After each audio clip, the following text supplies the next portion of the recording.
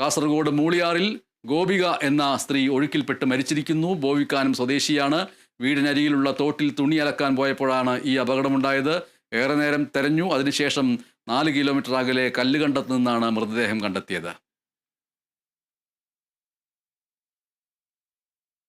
സംസ്ഥാനത്ത് കള്ളക്കടൽ പ്രതിഭാസം ഉണ്ടാകുമെന്നുള്ള മുന്നറിയിപ്പ് കൂടി വരികയാണ്. തിരുവനന്തപുരം, കൊല്ലം, ആലപ്പുഴ, എറണാകുളം, തൃശൂർ എന്നീ ജില്ലാ തീരങ്ങളിൽ റെഡ് അലർട്ട് പ്രഖ്യാപിച്ചിരിക്കുന്നു. മലപ്പുറം, കോഴിക്കോട്, കണ്ണൂർ, കാസർഗോഡ് ജില്ലകളുടെ തീരങ്ങളിൽ ഓറഞ്ച് അലർട്ടും നൽകിയിട്ടുണ്ട്. മത്സ്യത്തൊഴിലാളികളും തീരദേശവാസികളും അതീവ ജാഗ്രത പാലിക്കണമെന്നാണ് നിർദ്ദേശം. കടൽക്ഷോഭം രൂക്ഷമാവും എന്നുള്ള മുന്നറിയിപ്പുണ്ട്. കേരള, കർണാടക തീരങ്ങളിൽ ഇന്നു മുതൽ ജൂൺ 1 വരെ മത്സ്യബന്ധനത്തിനും നിരോധനം ഏർപ്പെടുത്തിയിരിക്കുകയാണ്.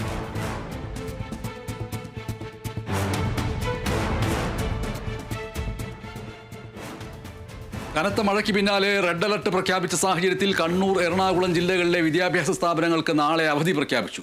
അങ്കണവാടികൾ, മദ്രസകൾ, ട്യൂഷൻ സെന്ററുകൾ, സ്പെഷ്യൽ ക്ലാസുകൾ എന്നിവയ്ക്കാണ് മെയ്